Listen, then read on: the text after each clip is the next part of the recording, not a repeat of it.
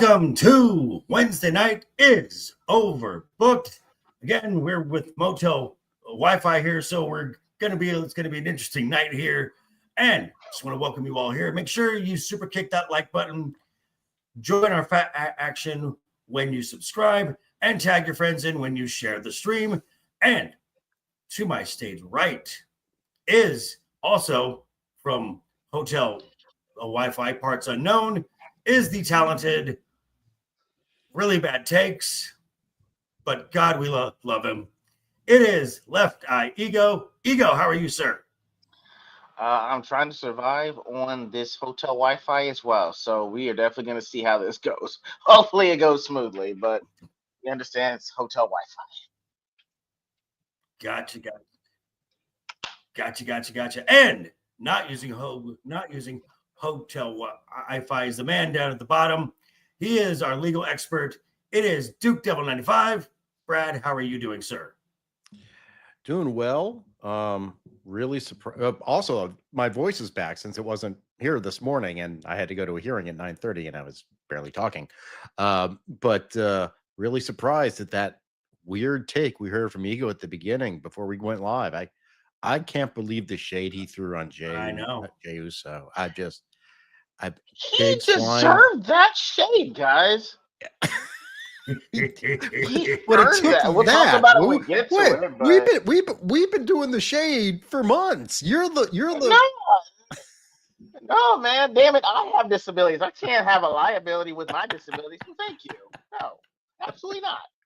All righty. And we do have some folks in the chat here already. We do have our great friend, Mr. Roman of the Empire. Ahoy, sir. How are you? All righty. So let's get right into this. We had not one, but two premium live events. Over on Saturday, we had AEW's All Out, which started at noon Pacific time and did not end until 5 p.m. Pacific time. Dear God in heaven. Wow. And we also had the WWE's first premium live event with their new partnership with ESPN, and that is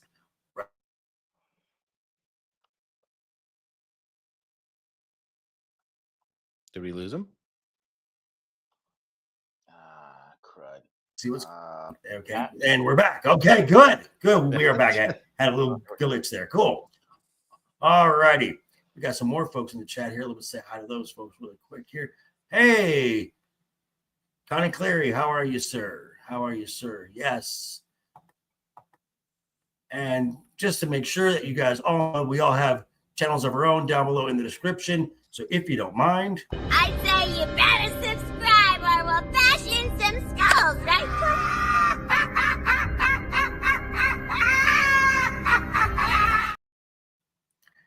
So yes, the counter programming will continue and will continue and will continue and will continue. I believe AEW has something this weekend, and NXT has their show No Mercy going as well. But Ego, if you can bring up image number 1. Got it. Working on it now. Okay. Got it. So we do have, it's got it right here. This is from the All Out media call, where Tony Khan says he's interested in running a huge event in the spring of 2027 as WWE will be holding WrestleMania in Saudi Arabia around that time of year. Now, some folks think that this is not a good idea, because WrestleMania is just going to get all of the press.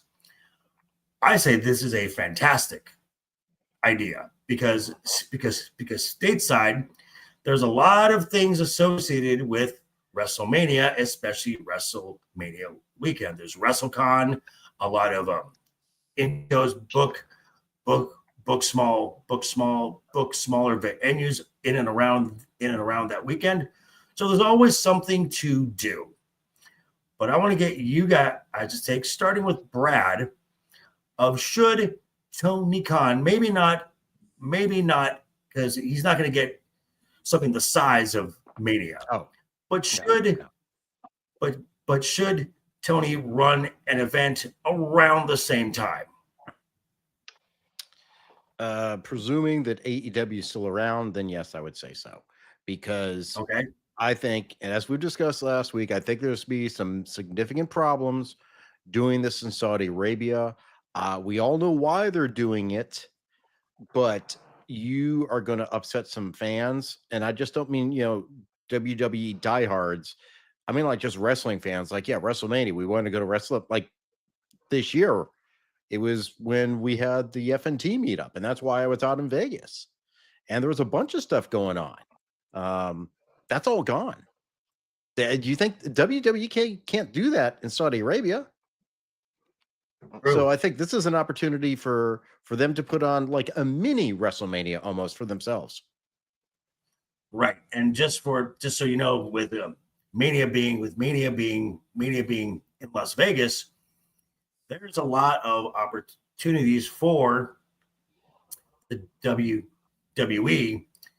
They will show up at nightclubs. Mm-hmm. They will show up at pools. They will show up at a lot of places where there's a lot of alcohol.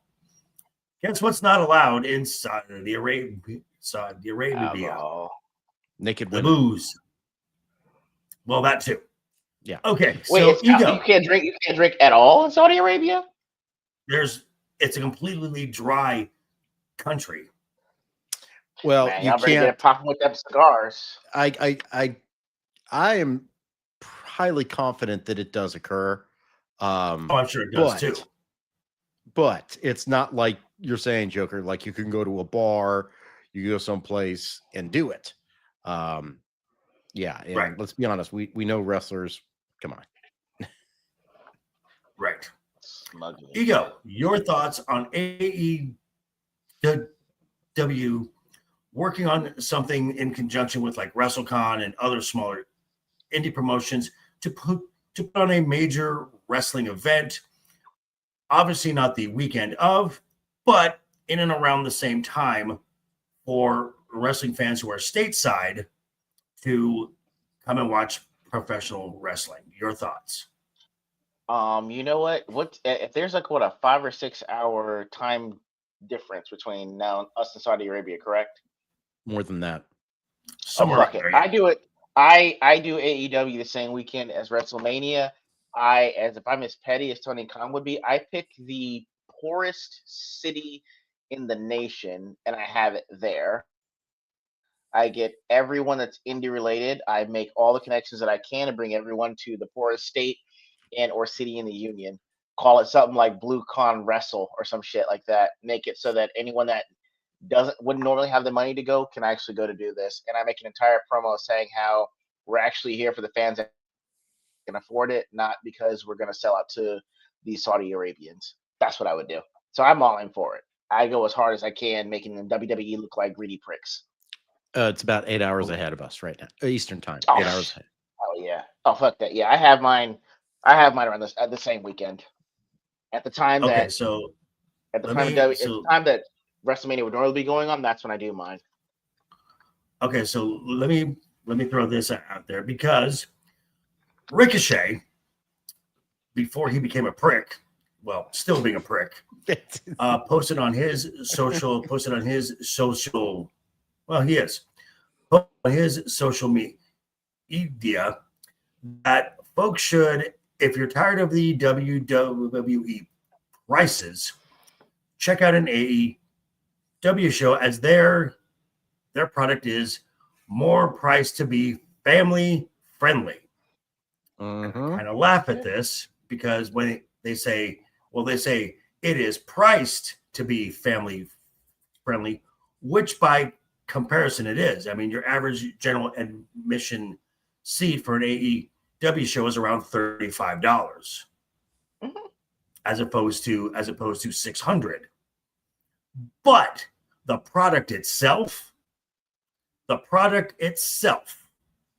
I would not take children to an AEW show. Wait, really? Not Ego, thoughts on that? I've been to an AEW show. So it wasn't that bad. So I mean, he's right on. Okay, so I will say he's right on what he said. So let me explain first. Okay, because the product is pretty much on every pay-per-view event they have, there's at least one or two matches that are absolute bloodbath. Blood. I mean, folks like sticking forks through people's ears, beds of nails, spikes, forks to the forehead. It is a lot of just gratuitousness. And then you've got Toni Storm, which every promo she does is thespian coded. That's a nice way of saying, you know what I mean? Yeah. So let's go to Brad first. Brad, is an AEW show while being pitched as priced family friendly, is it a family friendly? And then how would you market pricing? Me, I would say it's something more like affordable. Go. Yeah, I would not say family friendly because I agree with you. AEW strikes me more as Attitude Era when things were just done for shock value. A little bit of ECW. I mean, blood always happened in ECW, you know that. And we definitely complain about the PG-13 aspects of it, but the bottom line is wrestling. Well, adults enjoy it. It is for kids. It's fantasy. It's superheroes wrestling in a ring, and I mean, just look at what happened over the weekend. The kids crying at a certain match in the beginning. I mean, there were a bunch of kids there. I don't know that if I had kids, I would not want to take them to see. Was it Moxley that had the spike thing in his back, or was it Edge? Yeah, I forget who it was. Yeah, I mean that Mox. looks like freaking that was like beyond Thunderdome. So I don't think it's family friendly. And this is what Mox does. Mox wants, and part of the reason why Moxley will never go back to the WWE is because these are the type of matches Moxley wants to do. He wants to bleed. He wants hardcore. So, Ego, any revised thoughts on the product of AEW, and would you call it family friendly? Would you take Shiro to go see this? Well, maybe that's the wrong person. Yeah, Shiro won't watch it unless tables, ladders, and chairs are involved. You know how upset she was when they had to do the ceremony for Cody Rhodes versus Kevin Owens, and she's like, no one's getting put. We know. So that's the first thing. All right. Second thing is like, come on, guys. I know y'all are a bit older than I am, but weren't y'all doing and being in more dangerous situations than this? And now y'all don't want to be like, hey, son or daughter, this is what we went through back in the day. It's all entertainment still. Like someone's gonna bleed. Okay. It's kind of cool and awesome. Just don't do it at home. Okay, and for someone who has worked with children, the minute you tell them not to do something, guess what the first thing they want to do is? That thing. And and that's the thing is what happens is like, I'm sorry. Go ahead. And in the match with at the last I believe was all out. Someone took this was a Dynamite or something. I don't remember. It was Mercedes Moné against someone. They took a staple gun, and it was Toni Storm, and someone put a staple gun in her crotch. I saw that. Okay, now do you want to explain that to a child, and do you want to explain Toni Storm's very coded promos, and when they ask questions, would you take your godson to see this? First of all, he's an infant, and it's introducing him to entertainment. That's first of all. He's not going to remember. Second of all, most of that stuff is going to go over their heads anyway. It's going to take them 10 years for them to figure it out, at least. Third of all, hey, why they do that, son or daughter? That's why they're called private parts, okay? Because that's what happens when you show them to everybody. They get stapled. So lock it down. Don't be a hoe out here. Done. Oh, I've thought these through. All righty. So that's AEW as far as their pay-per-views go. However, Brad said something earlier that prompts our next thing. So give me one second. Okay, you can load it up and then I'll bring it up when I need it. Because AEW's future on television might be in jeopardy. So if you want to bring that up, you go, okay. This one? I just want to make sure I got it right. Yes, this is just one of them. Right. This is the one I have. Because according to Collider, Netflix is reportedly considering placing a bid to buy Warner Brothers. Now, Warner Brothers is the current media home, AEW, where you can now watch your pay-per-views on HBO Max, and you watch Collision and Dynamite on TBS and TNT, owned by Warner Brothers. So Netflix, as we all know, is in a huge deal with the WWE.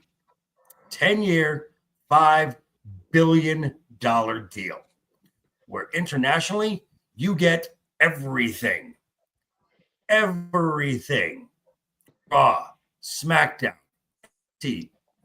premium live events, the works. Here in the United States, for the first 5 years, you get Monday Night Raw, unless you do what Stephanie McMahon said, and just get a VPN and go to Netflix International. So Netflix is offering to give a bid to Warner Brothers. Now, if Netflix owns it, AEW's days are numbered there. However, according to Deadline, which I saw the article last week, you know who else is interested in making a bid for AEW? Who? Paramount. Oh, I mean, that makes Paramount. sense. Well, Paramount, which is in a 7-year, $7.7 billion deal with the UFC. So you've got two separate companies, both with ties to TKO, interested in making a bid in buying the media rights home of AEW. Now, if I didn't know any better, I would say that TKO is finally starting to have enough of changing the market as far as what wrestlers are being paid, and they want to squeeze him out. As I have said before, they've got TKO now has their fingers into everything and want to give as few options for AEW as possible. Brad, let's go with you. Your thoughts on this? I'm just sick of all this monopoly crap. I'm sorry. This is ridiculous. I feel like it's a spider web that keeps expanding and then contracting. It's like, all right, we're going to escape. And no, we're bringing you back in just when you got out. Oh, no, you're back in with us. This is the worst. I mean, just an analogy, like stupid factions. Faction. Like you get a faction. Here's a new faction. Here's a new faction. Here's a new faction. All sorts of tag teams over and over again. This is what it feels like. They just keep tagging in new players, and there's gonna be nothing for anyone. I mean, it's not just AEW. It's everything. It's becoming monopolistic. And well, I mean, I guess the thing is, Tony Khan's got money, so he can go wherever he wants. Someone will take it, but all these contracts will become hitting each other. Right. I mean, there's going to be Ego. Your thoughts? Oh, sorry, Brad. No, it's okay. No, Brad. Good. Go on. No, the only thing I was going to say is I'm certain in some of these contracts that there are requirements that they don't go after certain other things, right? Like if you have like WWE's contract with Netflix has probably certain things they can and cannot do. Also, Netflix can and cannot do. So let's say Netflix then buys Warner Brothers which owns AEW through it on their channel. So now they kick him off, or do they bring it along with them? Because now WB has a contract with AEW. It's just but Netflix, Netflix would now, but Netflix would, okay, let's say, because AEW is about halfway through their current media rights deal, and deals like this are not just done over a weekend. I'm sure you, Brad, you in contract law, these type of contracts, when you're talking about billions and billions of dollars, probably take maybe a year at the most to finalize. Back and forth, lawyers, multiple teams of lawyers going over multiple pages every time. So probably the acquisition, if Paramount or Netflix was to acquire WB, it probably would not be until AEW is close to the end of their media rights deal. That's fair. So then they've got a reason to just not renew them. Mm-hmm. Ego, thoughts? I mean, honestly, from business point of view, I thought this is what Netflix always should have done, is just bought up existing properties anyway and just produce things under that umbrella, but that's neither here nor there. I think it's it's weird because AEW just started that deal with Warner Brothers last year. So, I mean, I honestly, I think there'd be a buyout to me, because I don't think, why would you be paying at that point for what would be the competition? I just think that there's going to be a buyout at some point if this goes through. I also think that if there's anything the pandemic showed us, it's that there are certain things that are kind of recession-proof on what people will pay for and subscribe to and attend if possible, and that was wrestling. Outside of the NFL, like, wrestling actually kind of went up in terms of popularity and things people actually wanted to do. So if you're a business looking at this and you're saying that throughout history people have always paid for this, you're going to want to get on this. So I understand why they're going to make the offer, at least Paramount, towards AEW if this deal with Warner Brothers Netflix goes through. To me, it makes sense. I mean, there's always going to be a sense of competition, and if I'm Paramount, you make sure that you got the two biggest things that people are going to want to see, which is going to be wrestling and fighting in general. So it makes sense to me. I mean, I'm not sure if it goes through, because it seems like every 18 months somebody's interested in buying Warner Brothers, and they usually fall through. So I don't know what Netflix's working capital is for an acquisition like this. A lot. I have to see what you mean by you're absorbing Warner Brothers. What does that mean? Because when I hear Warner Brothers, I hear acquiring Discovery. I know, but I'm saying, like, are you acquiring it outright, or do we mean you know what I mean? So Warner Brothers in and of itself. So the Warner Brothers in and of itself is actually splitting off. You've got the quote unquote entertainment side, and then you've got what will be considered like the sports side of it. Now where AEW falls in that, I have no idea. Right. Because it's entertainment, yes. It's entertainment, yes, but it's also sports, right, based kind of thing. And that's what I'm saying. Like, is this a buy and kick, as in terms of like you're absorbing and then kind of shedding the competition by doing so, or what are you actually getting in this deal? Go ahead. Okay, well, like I said, so if Paramount or if Paramount or Netflix was to actually make a serious bid, okay, it would probably not even be till around the time, at least a year before AEW's media rights deal ends. You finalize the deal, and then when it comes to now renew, well, either Paramount or Netflix has a major deal with a TKO property. TKO is going to be like, no, we're not. You're going to shed that. Technically, Yeah, I don't think it would be. I don't think it'd be Paramount. It would actually be Skydance now. I think, right? Right, Skydance. Yeah. Okay. Yeah, something that it looks like Paramount's going to be way more likely, and this could be a bargaining move on the part of AEW to get a more interested suitor. Amazon. Yeah, like Amazon. Amazon's got like 4 or 5 Christmas games for football already, and it was 2 years ago that we were watching they actually wound up booking better games on Thursday than when they started having Thursday Night Football. So between Paramount and Amazon, it's going to be a good bidding war. And just a side note, you could watch AEW pay-per-views on Prime before HBO Max. That's all I'm saying. I think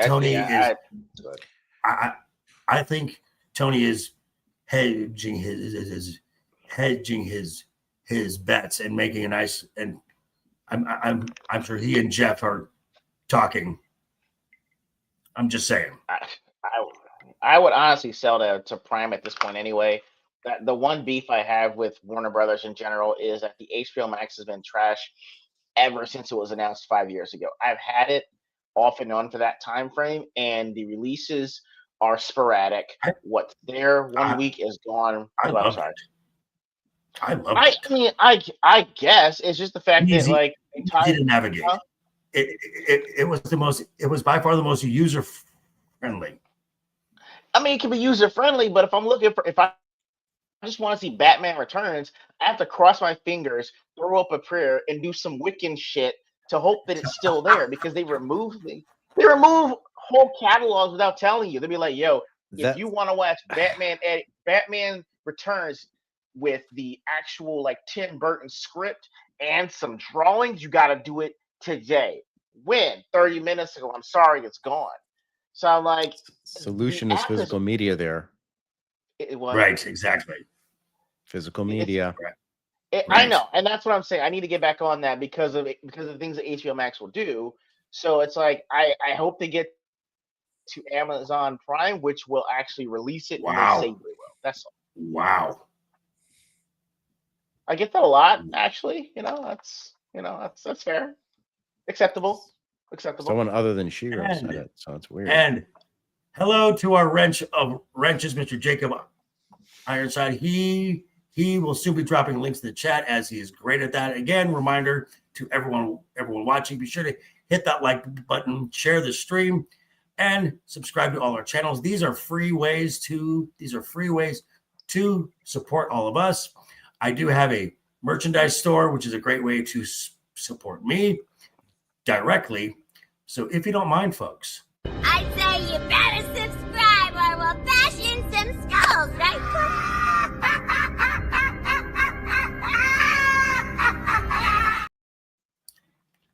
thank you, Harley. Now, this is a nice little way to move over to the other event of the weekend, and that was Wrestlepalooza. Before we get into anything else, overall view, just ballpark overall view of the event itself, without going into specifics. Ego, your thoughts of the event itself. Keep in mind, this was the first event with the new partnership with ESPN. Ego, your thoughts. Since I met you guys and have been doing this stream with you, I have watched or live or rewatched every single PLE that has been available. This is the first one that I did not do that.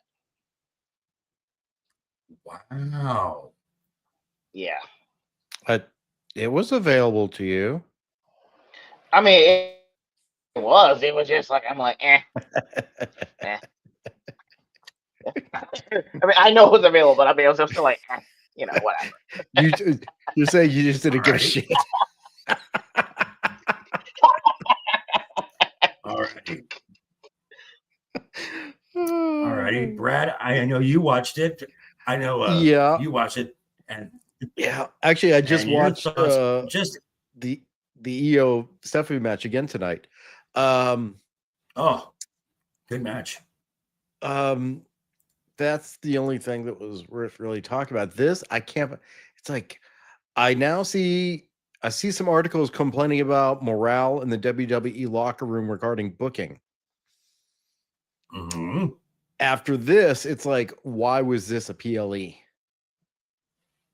I can understand with that. And actually, Ego and I were talking prior to you. Ego and I were talking in the back about the product of main roster versus NXT, where the main roster seems to move at a glacial pace, where NXT, it's a little more rapid fire. Is it cheesy sometimes? Sure. But HBK is in a much different spot because he has talent that he can lose at any given moment due to call up to the main roster. So he has a much different take on storytelling. So if you like some maybe a faster pace show as far as character and storylines, NXT might be your thing. As again, we've got and we can go into the booking of this, but we're going to look at this really first as ESPN, one of its own writers on the website, gave Wrestlepalooza a C, which I think is a fair grade. I think that grade is fair. And it says right here, the excellent Devacare versus Sky match saved the show from being truly average. Agreed. It was a phenomenal display inside the squared circle. Everything else was either underwhelming. The Short Rose McIntyre match, the setup for the future match, Lesnar basically doing a 8-minute squash match over John Cena. So I guess we can go into specifics now. The thought of the grade of a C and highlights and lowlights from this event. I will go first. This is just my thought. And, Jacob kind of agrees. So my thought is this. A C grade is fair. Matches I liked.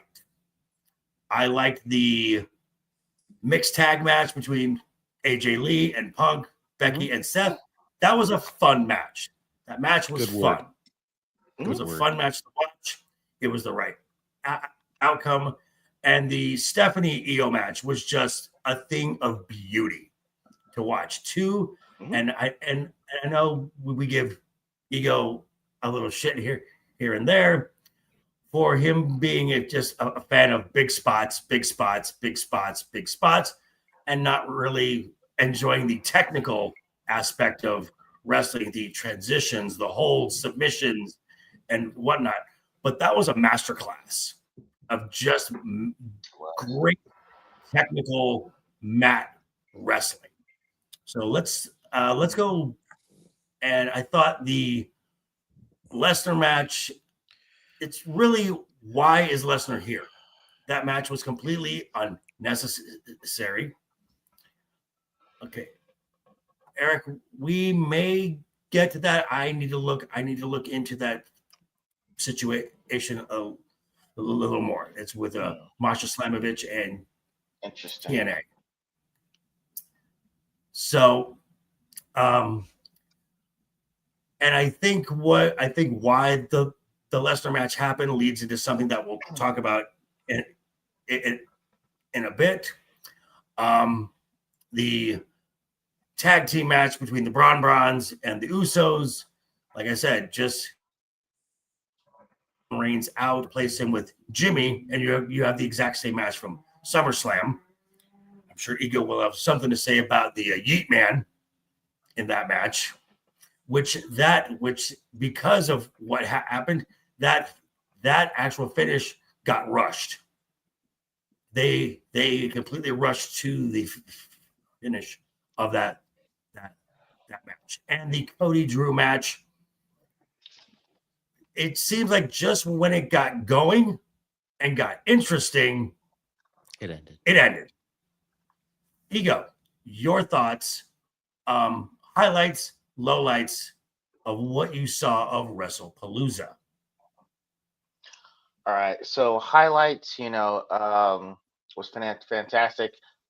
Stephanie McCure versus Io Sky was arousing. Exciting. The Gooner. the spinal tap that Stephanie hit, I didn't know that wasn't even in her repertoire. Spiral tap. I'm sorry, I know it was spiral tap. The spiral tap she hit from the top rope was phenomenal. I did not know that was in her repertoire at all. It was good. The only thing is, like, it's good. It's just I didn't have the emotional content to be like, this is great. Like, it's a good match, but is it like match of the year? I don't think so, because we had so much emotional content. I don't either, so that's fine. You said what? You don't either? No. It was excellent. No, it was, yeah. It was great. There was a respect shown to Io after she dropped the belt. I mean, it was a great moment because her Stephanie's father was there. It's just this is when you screwed up by not having her in a month ago, or not building up that extra month that you had, because we lost out on it. It's like, okay, yes, you won, but like there's nothing to overcome. There's no like mutual respect against combatants. We don't see vignettes that way. We just say, hey, you're the number one contender. You're going to wrestle Io. That's it. And we didn't really get an emotional payoff. I mean, if you've watched it, hey, it's a great payoff, but there's no Goliath or giant to overcome. I know that Io's not a giant to overcome like that, but there was no in the ring she is story that was built. Oh, it's very true. Okay, just there was no there's no emotional content. Okay, so let me address that. Stephanie actually, her absence in the month of August, actually said she was really sick, and so she was really sick. So she requested time off to get healthy, and in that time she was taking more English lessons as well. So that's why she was off of TV. Sense. Okay. Now, as far as the spiral tap goes, I have seen her do that. I've seen her do that move live. It's something she only pulls out for a premium live event championship match. Oh, I like that. That's the definition of a finisher to me. Then I love that. I fall back on what I said then. As far as lowlights, I felt like the Wakandans in Black Panther having to hear Killmonger say, "Is this your king?" when Jey Uso smacked himself in the head with his own chair. Like, that's a low light for me. I have to live with the fact that my idol damn near knocked himself out with his own chair, and then had to tell his brother, like, yo, I'm bleeding. And then the match had to be canceled or called early because you hit yourself with your own chair. That's oh, you poor baby. Just like Raj, I will drink at this point. Absolute low light. Brad, highlights, lowlights. Well, one of the lowlights that I just heard is Ego saying that Jey Uso is his idol.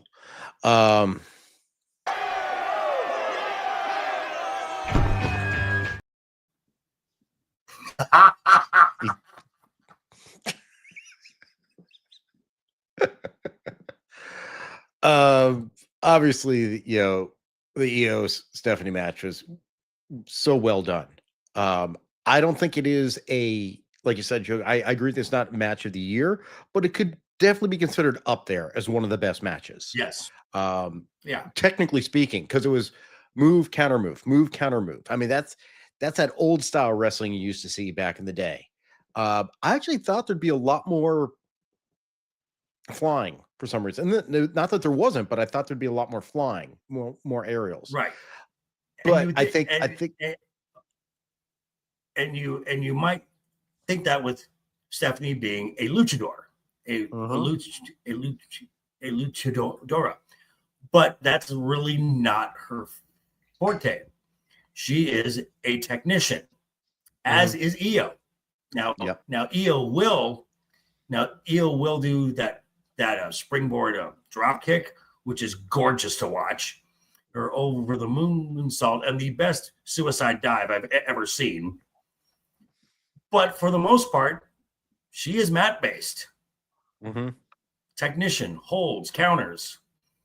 Go on, Brad. Sorry, I just wanted to interject that. So I agree. Otherwise, the mixed tag match was fun, and I think that's what it was always meant to be. Is more, spectacle, storyline driven than anything else, and the correct thing happened. I guess they're trying to set up Drew and Cody for a longer program at some point. Yep. Which I actually think would be a very good match if given the time to properly breathe. Yes. And potentially a chance to actually make Cody look like he could lose. Correct. The Bronze, in kryptonite chair, that I'll tell you.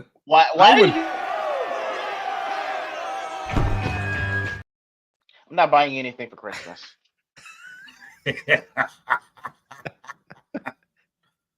So what I would say, I actually had to go back and watch that again because I didn't see it. So I'm like, I'm watching the match and I didn't actually catch that he hit himself in the head with the chair that came back and hit him in the head. Next thing you know, I looked away because I was watching on my television on ESPN. And I looked away to my computer screen, one of my two computer screens, as opposed to my television over there, not any of my two computer screens. I looked away and I turned back and I'm like, what? Did someone just say blood? What's blood? And like, where'd all this blood come from? And Jay hit himself good. Jay was bleeding. Yeah, that wasn't a blade. That was a fracking. No. I just cut myself open bad. That was a lot of blood. You could even see his expression. He's like, oh. You could see, like when he's holding his hand, he's like, all the blood in his hands, like, oh shit. And I truly think that when he went and like sat in the ropes and LA Knight came over, I think Jay said, I'm a little weak here because he's losing. Yeah. Because if you saw Braun's back, it was covered in Jay's blood. So he lost a lot. That was just squirting. That was like squirting onto his back. Right. Yeah. So I mean, that I was always had to finish that. Although I think it was always going to be the Browns going over. Correct. Cena. Hi. In case you didn't see 2014, here's a rerun. Right. Exactly. Oh, and I guess we have an announcement here. Tony Khan has just announced women's tag titles. Great. Something no one cares about. Actually, even in WWE. Actually, a women's tag belt in AEW, which I have something special just for that. Seriously, no one cares. I don't know, JV. Are you sure you don't want to see Mercedes Moné take on two people and win both belts? No, I don't. That's a good point. I think no, that's a good point. Not at all. That's all that I heard. That's all I'm hearing is she's gonna tag herself in. She's like a freaking Christmas tree of belts right now, for God's sakes. Well, okay. The fact that at the end of NXT last night, when you had folks, when you had the TNA invasion angle right at the end of NXT last night, and you had the Inspiration, which is the former tag team known as the Iconics. on WWE TV, and you had folks saying, "Oh my God, please bring them back, bring them back." They are terrible. No, the answer is no. It's like bring back the Bellas. Why would you do that? I just still don't know why Nikki's back.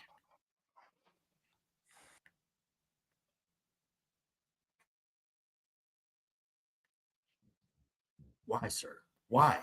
Why do you hurt me like this? That's a terrible thought. And Max, actually, Brad, just for that statement alone, you just made the list. It's about time. Really? Ego? You just made the list.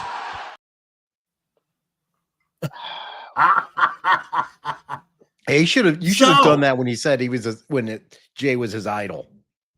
Well, there is that too. Okay, well, you know what? Oh, you know what? I should apologize. Clearly, this indicates Ego is also concussed. Right, and apparently, Eric agrees with you, Ego. There. Now, the good thing. All I'm saying. Now, there's a little side note here. The good thing about the invasion angle last night at the end of NXT, Matt Cardona, aka Mr. Chelsea Green, appeared on WWE for the first time since he left the company. So that was a cool thing to see. Oh, but now, that is interesting. From here, we go on to the next premium live event, Crown Jewel. Normally a Saudi show, will be held in Perth, Australia, which if you want to watch it live and you're in my neck of the world, the Pacific time zone, it is at 5 a.m. Which means 8 a.m. my time. Yep. 7 a.m. Ego's time. Now, no one cares about that area. Now, I know. So, in coming up to Wrestlepalooza, I had as we saw last week, as we talked about last week, I was the only outlier who picked EO to win the vacant women's world championship, because I thought that I thought that Crown Jewel was not going to go by the stipulations that they set last year. This was going to be just a regular PLE, just using the name Crown Jewel. Well, right before the Stephanie EO match, they said at Crown Jewel, we are going to they are going to keep the champion versus champion stipulation match, the champion from SmackDown versus the champion from Raw. And I said, okay, I made the wrong pick because I did not have that piece of information. So it will be Stephanie Devacare up against whoever the winner of the triple threat match on SmackDown is said to be between. It's a triple threat match, folks, because apparently it wasn't enough the first 2 times, and the first 4 times we're going to get Jade Cargill for the 3rd time and Nia Jax for the 5th time versus Tiffany Stratton. Dear God, Bianca Belair cannot get back to TV fast enough. And we also have a match which will be Cody Rhodes versus Seth Rollins. And also announced this week, and people say that Paul Levesque doesn't listen to fans, AJ Styles versus John Cena, which John Cena has no appearances between last Monday on Raw and Crown Jewel. So this is going to rely on AJ to build this match by himself with no go-betweens. Fun. So your thoughts really quick on the stipulations champion versus champions, not for the belts because those stay in Saudi, but for the Super Bowl rings. And I'm just going to say right now, WWE, if you want a money match to showcase the talent of your women's division, there is only one choice to go up against Stephanie at Crown Jewel.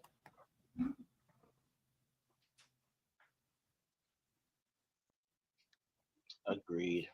You spelled Ego. Jade wrong. Thoughts? Don't do that. Oh, no. Necessary. Ego, thoughts? Thank you. Finally, he gets kicked.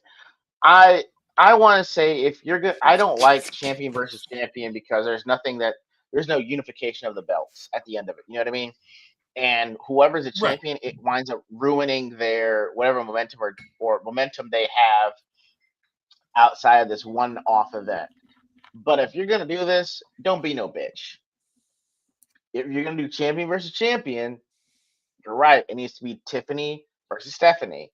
If you don't do that, I know this is your bitch made, and you're only doing the champion versus champion when it's convenient to you.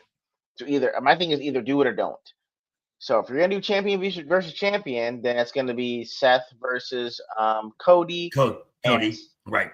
Cody, yeah, and Steph versus that match is set. That match is set. Okay. I mean, it's gonna have to be. Okay, Brad. Thoughts on the champion? Yeah, right. Thoughts on the champion versus champion stipulation? It reminds me kind of the way the old school Survivor Series was when it was just like an exhibition match. Bragging rights. So we're going to get, presuming things stay the same, we're going to get Sammy versus Dominic. No, we're going to have tag. Not the mid-card titles. Not the mid-card titles. Oh, why not? Because they didn't do that last year. It's just the top champions. Boo. Yeah, last year was Cody beat Gunther, right, and Liv Morgan beat Nia Jax. And then they got those gaudy belts for 5 minutes, which stay in Saudi. Right. Exactly. It just feels like stupid gimmick as opposed to anything really real. There's no storyline going on.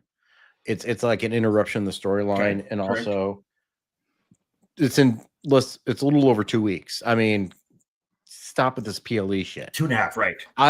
I thought once a month was too much.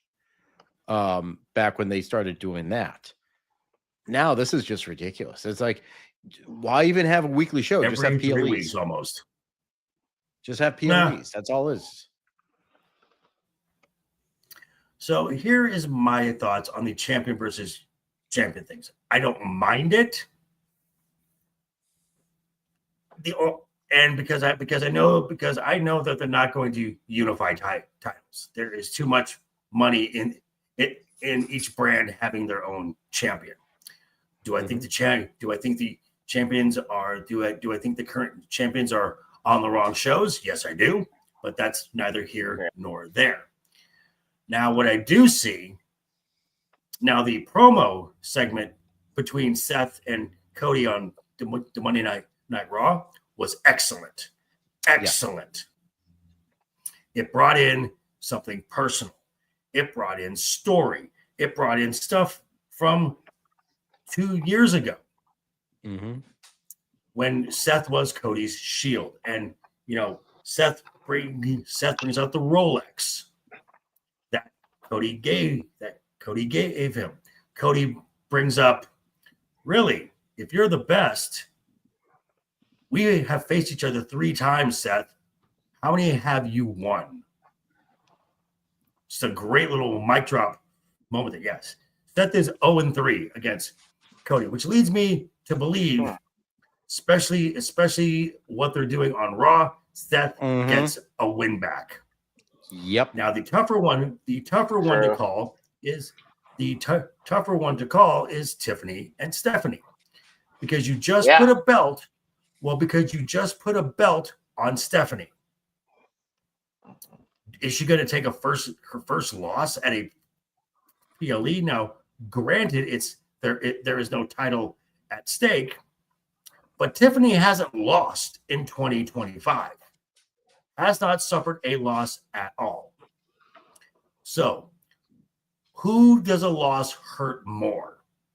I personally think a loss hurts Stephanie more. So I think Stephanie gets the win on this one. Agreed. Now we do have at the end of Raw, which for some reason, we did not have the Bronze or the Division or the Usos or LA Knight in the main event. First time in like 6 weeks, which is pleasant.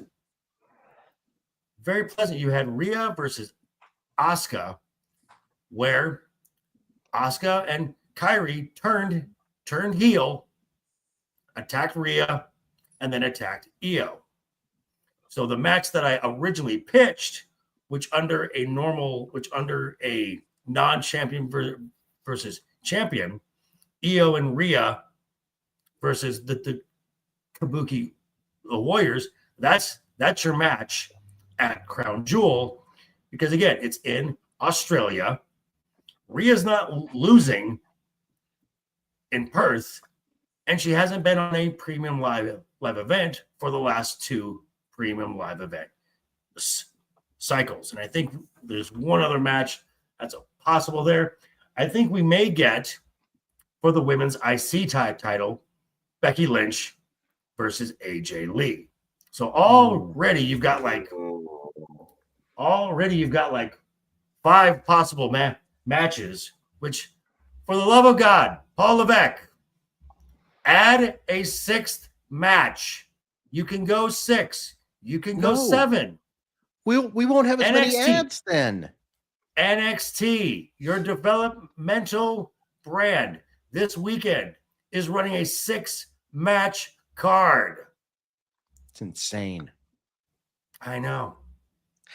Do you know how many stupid ads we miss? I know. How many so times much. we don't? We'll be right back and just see images. I mean, so I'm not gonna say this, but the place that I was watching the Wrestlepalooza during their PLE when it was "We'll be right back" was honestly just the wrestlers doing different poses on a green screen, which is actually okay. Oh, like Jade. I appreciated that like over ads. It was cool. Like Jade. So Jade over and over and over and over and over again. It was more so LA Knight. I was okay with that. Forget you and your comments. I'm going to give you the point, but I mean only because I'm the keeper of the in point. France, he's called I don't La like Knight. it. That is so cute. Not a safe space, folks. At all. So, and I think with the, as you mentioned, Drew McIntyre and Cody going into a longer program, and I think another thing that from Wrestlepalooza, when we got Paul Heyman introducing Brock Lesnar, I think this will lead to something as well. And that comes in November, Thanksgiving weekend, Survivor Series War Games. Now, I think the obvious team for a War Games match, and this is actually one of the men's teams that actually warrants a War Games match. On one side, you have the Vision, Seth and the Bronze. Add Brock Lesnar and add Drew McIntyre. That's a 5-person team. Brock Lesnar has never been in a war games match. On the babyface side, you've got an easy 4 right off the bat.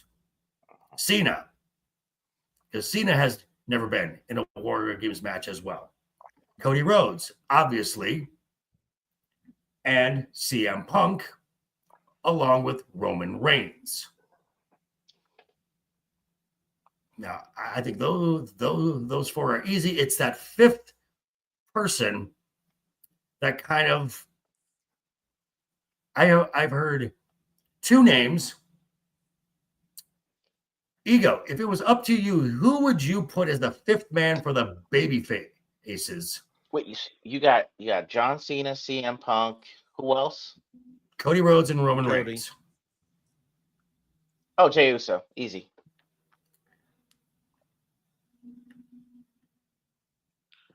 Apparently, he's missing the fact that Jey Uso's kind of turning heel. Jey Uso is not going to turn heel. Anti-hero.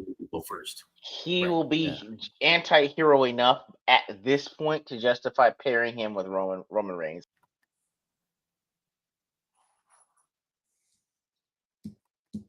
Okay, who else we got? I'm trying to remember the shunned here. This is why we love Ego here. Who else do we got? I just want to make sure we circle back to this very moment when they announced the fifth man's Jey Uso. I just want to know. I've got some bad news. Jey Uso is not going to be the fifth man. I feel like they would do it just for the eating. It's awful. I demand 5 mic drops automatically when this is announced. I wanted that 5 mic drops against myself. Is Jey Uso now? Would Jey Uso have a match at Survivor Series? Sure, I can see that easily, but not in the War Games match. Now I have heard, but you guys, I have heard Randy Orton because of the tie-in, because of the tie-in with Drew McIntyre. But the guy who I would want to see is someone we haven't seen on TV in quite some time. A certain Samoan werewolf. I was just looking at Jacob Fatu's name on the list. I'm like, where's Jacob? Yeah. Has he got time? What happened to Jacob Fatu after he lost the belt? I have no clue. But again, someone who needs to be back on WWE TV ASAP. That boy, at least last year in the War Games, that was like his personal playing ground. And he was amazing in that. So that's just some thoughts of the WWE and whatnot. And actually, because we mentioned Jacob Fatu, which I speculate might be part of the staple of this show.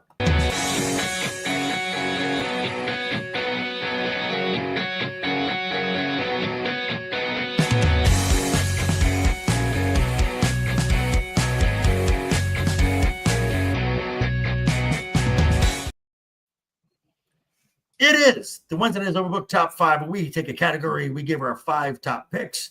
Our number 5 pick gets 1 point. Our number 1 pick gets 5 points. And at the end, our legal expert, Bradley Price Waterhouse Burnett, tabulates the points so we get a definitive scientific answer to this category. And I want to thank everyone who has been watching in the chat. Just make sure you hit that like button. Check out all our channels as well. I'd say you better subscribe or we'll bash in some skulls, right?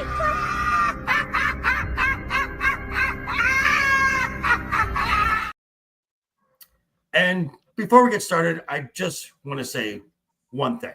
Hey, Rock, go fuck yourself. Just because. How are we going to say that category this Oscar week next year? Hey, Rock, go fuck yourself. That'd just be like funny that. as hell. Just be funny as hell. Right? So I heard this on this is actually Ice Cube's son's podcast where he gets a lot of WWE talent, and he asks this question. If you're in a bar and there are some folks that don't like you there, matter of fact, the entire bar doesn't like you there, which 4 past or past or present WWE superstars would you want to ensure that you make it to the car alive? Now, since we do a top 5, we're going to go with a top 5. So we're going to start with Mr. Left Eye Ego. Now, you said in the back that, which surprised all of us, that Jey Uso is not in your top 5. Not at all. Are y'all serious? Look at it. First of all, I'm gonna take my point where I can get him. All right. Yeah, you better take him. All right. Second of all, look at this, guys. This eye to the right of me doesn't work. I have an ego for one person that has a left eye. Okay.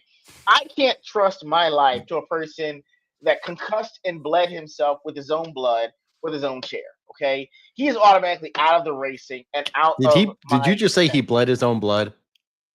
He bled his own blood. I love it. He bled his own blood. So, that's a line from a movie. I swear to God. Yes. Yes. So Ego, who is your number 5?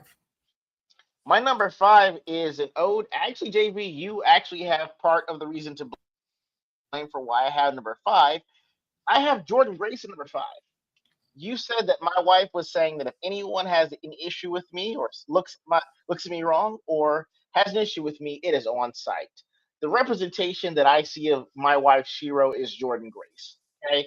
She's about it and she will throw down. I have trained, wrestled, professionally and otherwise with Shiro enough to know that if she wants to throw down, my representation of her is Jordan Grace. So I have Jordan Grace at number 5. All righty. Brad, you're number 5. Hey, Ego, have you figured out the theme that's going to be Joker's top 5? I already know. I'm getting a sense of it. I just want to confirm. That's all. Yeah. All right. As soon as he says his number 5, you'll get it. My number 5 is a callback to someone who LeftEyeEgo is probably not going to know. The Lethal Weapon, Steve Blackman. Ooh, nice one. Yeah. Okay. Legitimate martial artist. I think he did some MMA fights for a bit, but he was a legit martial artist. So if I'm in a bar brawl and I'm thinking, and I'm going back some older school guys. Of course, there's one, of course, but yeah, I especially if he's got the nunchucks with him, I'm good. Right. True. All right. My number 5. Now, the way I rank these, I've got my number 5 and 4 are covering my 6.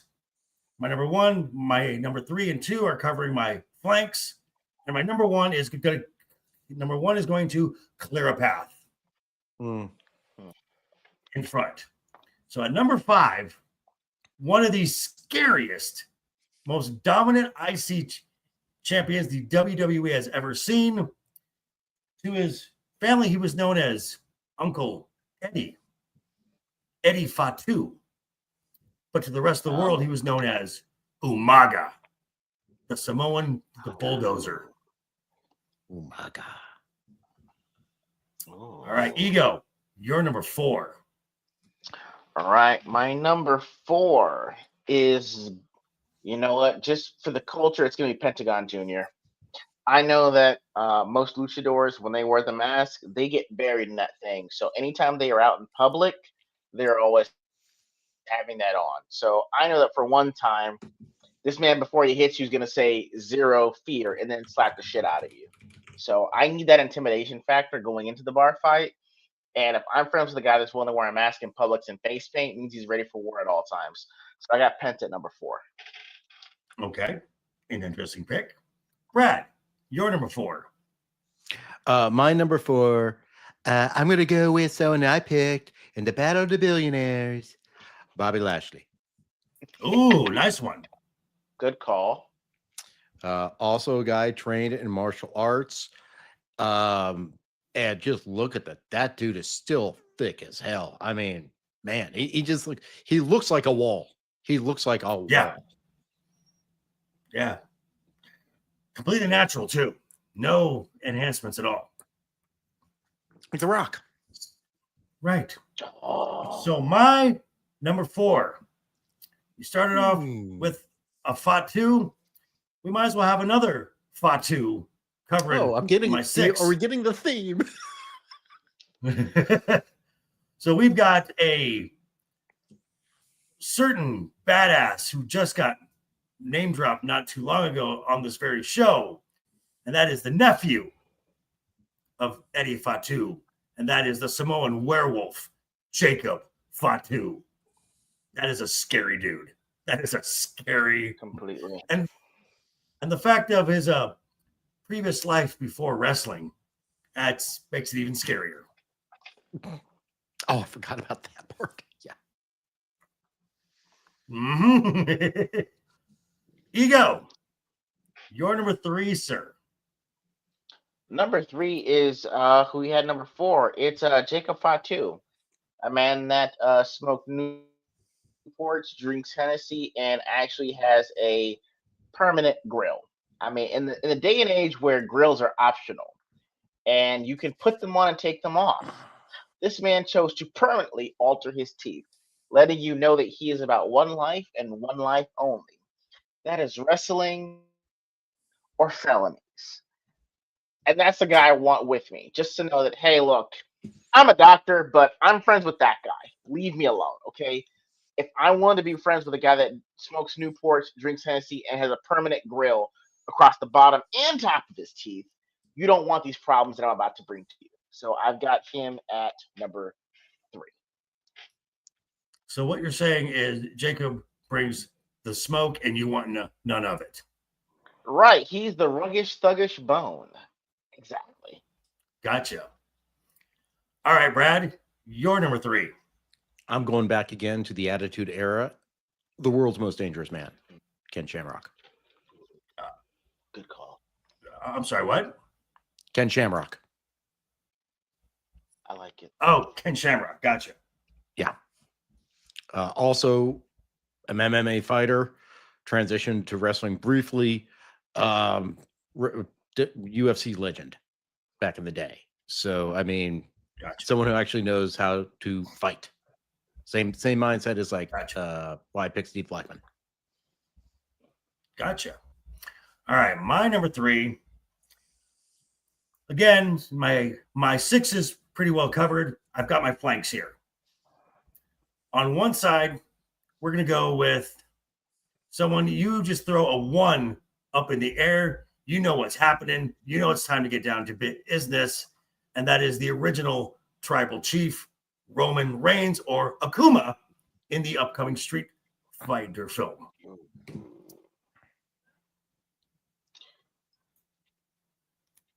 All righty. We're getting close to the end here. Mr. LeftEyeEgo, we're getting close to the top here. Your number 2. Number 2 is strictly for intimidation. I don't know if y'all saw Little Giants back in the day. Y'all remember that? Little Giants? Terrible film. All right, when the kid asked that was like awesome. I'm a Cowboys fan. I love that movie, okay? All I'm saying is like I'm you like have enough problems. He has enough problems. I mean, come on. Do you not?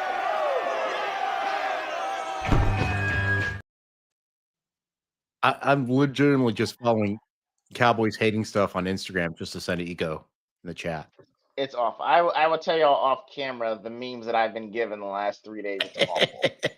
Anyway, I'm saying this strictly because I have always understood that asthmatic kid saying intimidation. And for strictly intimidation factor with an ounce of wrestling, number 2 is Gold Dust. Ooh. Stay with me now. Stay with me now. Yeah, I'm going off the stay road with here. Me now. A guy is giving me a hard time, correct? We're in a bar, guy's giving me a hard time. I go tell my buddy Dusty Rhodes, aka Gold Dust, hey yo, that guy over there in the trucker hat and a grunt style t-shirt is giving me an issue. Can you imagine the automatic issues as Dusty Rhodes coming up on you and being like, in a wig, full costume, tapping on the shoulder and saying, I hear you have a problem with my friend Ego. Like, what are you gonna do? Well, first off, you could stop saying Dusty Rhodes. Say Dustin. It's Dustin Rhodes. Dustin. It's a big difference. Dustin. Okay, Huge difference. I said it with gold dust at the beginning. I know. Dustin Rhodes. My Y's and my INs sound the same. Dustin Rhodes. As someone who's worked in bars, Ego, I think that would be inviting more problems than anything. I'm pretty okay with inviting the chaos. We don't know what kind of bar you're going to. There's probably like Jey Uso fans there. I mean, that's a messed up place anyway. Wow. Oh, wow. I am not going to do the mic drop on that one because Brad's just been leading up on this one. So all just I'm knocking saying him out of the park. I'm saying that if you invite Dustin Rhodes into your orbit, okay, to have at 6'6", if a 6'6" guy in a blonde wig and spandex tight clothing in black and gold taps you on the shoulder and be like, "Hey, here we go, give my bro Ego a problem," what you gonna do? I'm actually okay with inviting that kind of chaos. I am what they say in the kids is about that action in a bar fight. I get his psychological factor. I'm all for psychological factor before hands are thrown. I need you off centered before I start throwing hands. And because I have disabilities. Go ahead, I'm sorry. Huh? When the guy gets upset, when your guy's gonna fight you, gets upset, you just call him a T-phobe and run him out of the bar. There you go. Well, no. All I'm saying is I gotta be like, you gotta do something psychological and says that means you want me, get him riled up for no reason, and then start throwing hands. And I mean by hands, I'm throwing beer bottles, chairs, the whole thing. I use whatever is at my disposal. Okay, so just moving on to Brad, just for future reference, whatever bar I work at next, I'm never inviting Ego into it. What's wrong? Or Jey I'm an Uso. angel. Brad, you're number 2.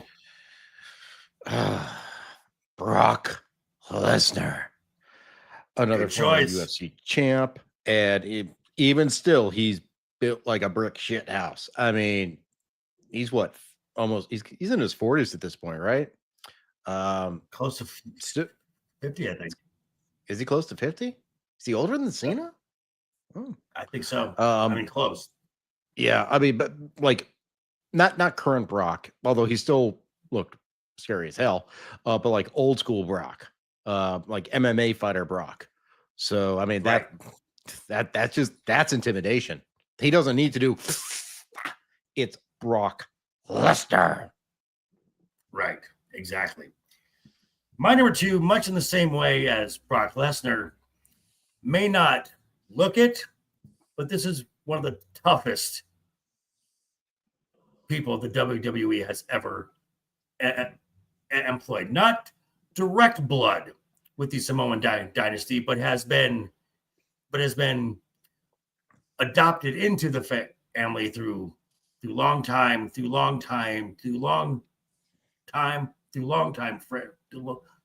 friendships.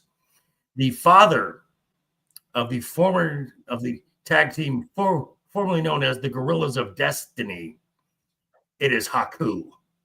Oh. Do not mess with Haku. All righty. Ego, you're number 1, sir. My number 1 is posthumous. That is Andre the Giant. That is the friend that's the person I'd always want in a bar fight. Huge as shit. Beer cans look like thimbles in this guy's hands, and at that point, it does the talking for itself. If a guy that big is your friend, you're gonna want to have him to leave me alone. Or if a guy that big is gonna get involved, it's going down. So I've got Andre the Giant number 1. Gotcha. Brad, you're number 1.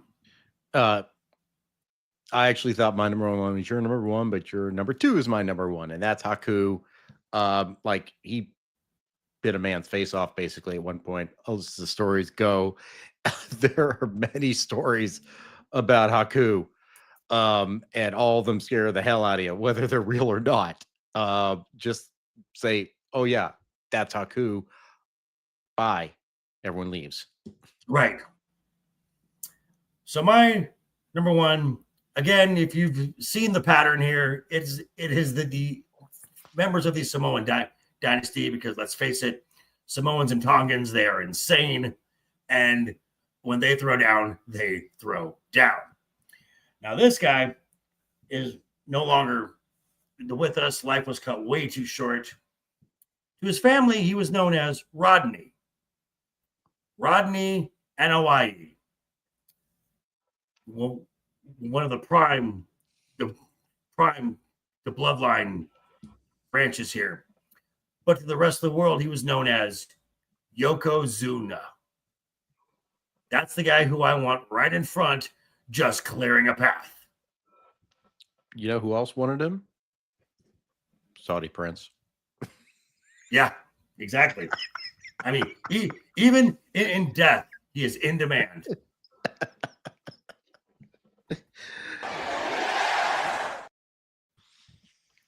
All righty. So Jesus, we have this is a mess. Well, we have a clear number one. Yeah. And we have a three-way tie for two. Yeah. So I think in going with Ice Cube's son's podcast, we have the four set of who it would be. So Brad, who is number one? Haku. Haku. That's a good choice because, like I said, he basically bit a guy's face off. And covering our flanks and our six, we have. We got Yokozuna. We got Jacob Fatu. We got Andre the Giant. Nice. Regardless of that, I think we're making it to the car, guys. And Andre will drink all the beer for us. Yes, because there was a rumor that at a bar one time he actually drank 100 beers. Yep. Because he's just that damn big. But I want to thank everyone who has joined us again for another look into the world of professional wrestling, our little hot takes, and our fun little banter back and forth.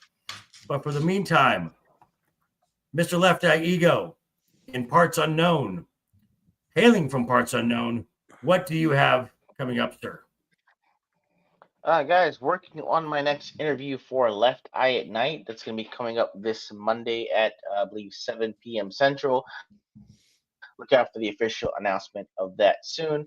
Working on some other featured videos that I'll be uploading around that time, if not Label Day or after that. But otherwise, just chilling with you guys next Wednesday at Wednesday Nights Overbooked. All righty. And Mr. Duke Devil 95, what do you have coming up, sir? Are you going to be watching the Holes of Worms again? Yes, we are continuing to watch Deep Space Nine from the beginning. We are on the 17th episode of season 2 this week, titled Playing God. It's a Jadzia Dax featured episode, and she appears in a towel in the beginning, which got us all very excited, and then things went sideways after that. Otherwise, you could find me on Static 2020's channel, the weekend pregame. That's at 9 p.m. Eastern on his channel. And I think I will actually be appearing on what was it? Oh God, I was gonna say Drunken Archer. It's not Drunken Archer. It's Drunken Emerald Arrow. Drunken Emerald Arrows. He's doing a show. What's going on here? There you are. There you are. Oh, you're trying to shift it down. Sorry, someone got a little wonky there. Yeah, he's doing a ranking show about Star Trek crew, and of course, with being me, I got invited on, so I'm going to try to join him Saturday night for that. Otherwise, we'll be back here. Nice, gotcha. As for myself, I dropped the video news and updates around the world of professional wrestling. Friday, I should be dropping a video giving predictions for NXT No Mercy.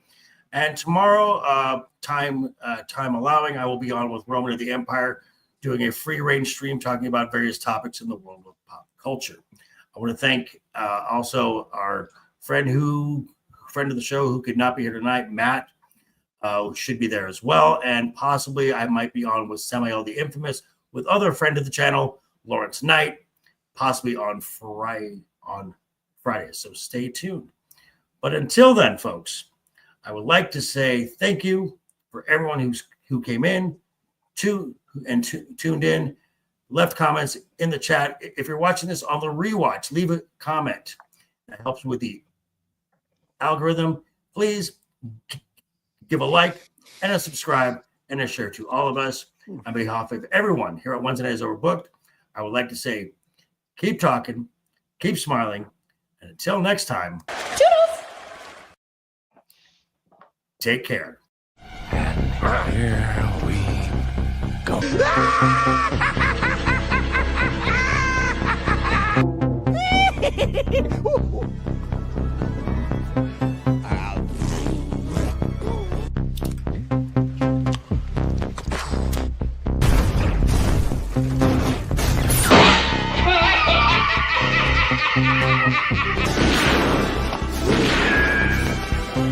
Is like gravity.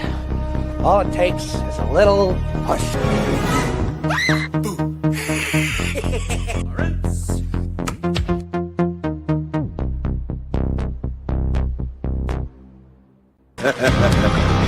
Yeah.